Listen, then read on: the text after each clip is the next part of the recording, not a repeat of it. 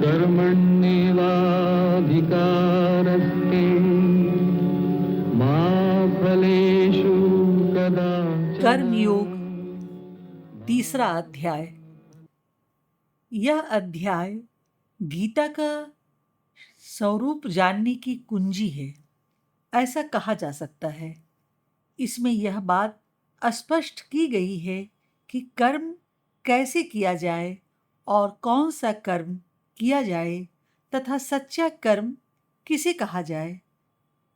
इसमें यह भी बताया गया है कि सच्चे ज्ञान का परिणाम पारमार्थिक कर्मों के रूप में आना ही चाहिए।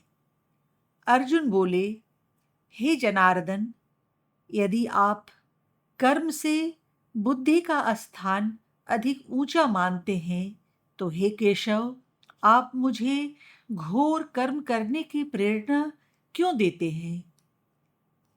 यहाँ बुद्धि का अर्थ है समत्व बुद्धि। अपने मिश्र वचन से आप मेरी बुद्धि को मानो शंकाशील बना रहे हैं, इसलिए आप मुझे एक ही बात निश्चय पूर्वक कहिए जिसमें मेरा कल्याण हो।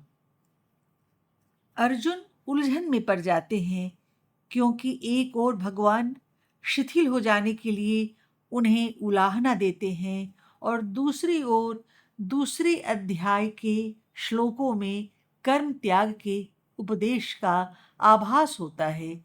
गहरा विचार किया जाए तो यह बात नहीं है, ऐसा भगवान आगे बताएंगे।